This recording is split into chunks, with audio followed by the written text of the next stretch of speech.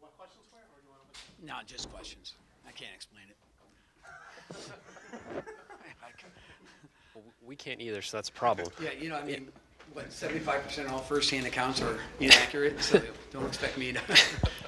Well, you guys are down 5 with 32 seconds left, and you made 3-4 plays there down the stretch. What were you able to do in those out of those timeouts? Why were you able to execute, I guess, at a high level and pull that out? Well, I'd say this guy on my right had a great deal to do with it. He had, he'd been on the bench plenty with foul trouble, and Glenn's a winner. Glenn is a guy that's a game changer, and so we ran a side-out play where he found Jack for a 3. And then we got another stop. Oh, no. Yeah, we had just given up a 3. So I just wanted to, I knew we were disappointed. So we just wanted to kind of get that organized and then set ourselves for the rest of the game, And then the press to the jump ball was huge for us. We had the arrow, and we knew we had the arrow. But, I mean, so that was a play that the guys knew they could make and before we fouled. And then just coming out, we just tried to put 4 on the base or 3 on the baseline and go middle ball screen. And Glenn just read it, got down the lane line, and made a really tough finish and got fouled. And that's a big free throw too. And you can ask him what he was thinking the last 7 seconds when they called timeout when we were up 1. But I think we were all praying not again, But I thought we played really solid defense too in that last possession, forced a tough shot, and then I don't know if we got the rebound or just tipped it out.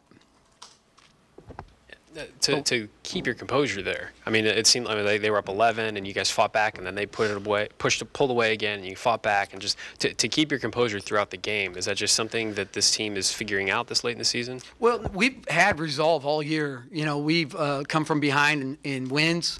We've hung around on losses. There's been a couple times. We're right down there with Iowa and Northwestern on the road, and it's under 4 minutes, and it's still a good game. UCLA, it's still a good game. Clemson, we kind of gave away late. I mean, we've been involved in a lot of these games. We haven't always finished, which is why our record is what it is. But at the same time, we're healthier now than we have been, with the exception of Isaiah Roby, who we could use. But these guys have a lot of resolve for freshmen and sophomores, and then Ty's a heck of a senior too. But I think that they just believe in what we do. They believe in the recipe, right? And they believe in each other. And, that's fun to coach. Even when we were losing tonight, there wasn't a lot of bickering. There wasn't a lot of bad body language. There was some frustration. But it was never at a boiling point that cost us.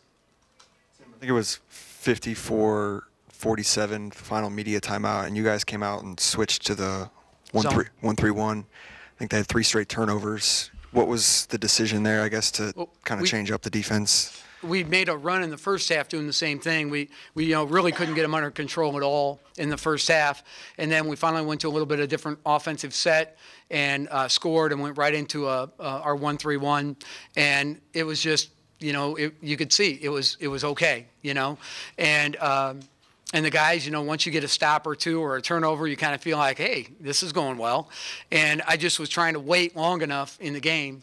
I like to wait, until I think that we're ready. We got our matchups out there that we like and their matchups out there where they like. But I just felt at that point, the 1-3-1, you can actually get more transition out of that kind of offense. So you get your guards up high, and if you get a tip or a deflect or a long shot, you've got transition automatically.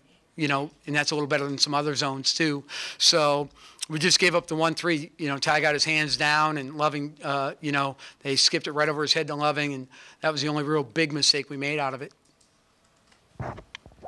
Glenn, what's going through your mind there when you have a chance to tie the game? I'm sure you're just trying to tie it. You don't know that you're going to get fouled and take the lead, but huge shot and then a big free throw. Just what's going through your head when you're in that moment? Just to, try to get to the lane, try to draw the foul or create for my teammates. And I seen the lane, and I thought I had the big man beat, and I just finished it, basically. What's it feel like, I guess, because you guys have had a little bit of an up-and-down season, to get a big win and to be the guy who sort of gets the bucket that seals it? What's that feel like? It's a big feeling, but, it's the team. Team held me up, because, I had 4 fouls.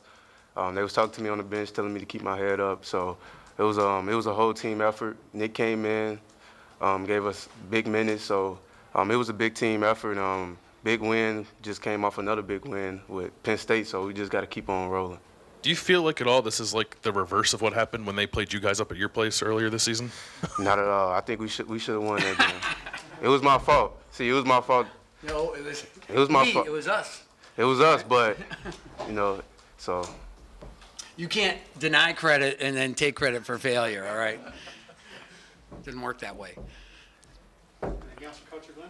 Thanks, guys.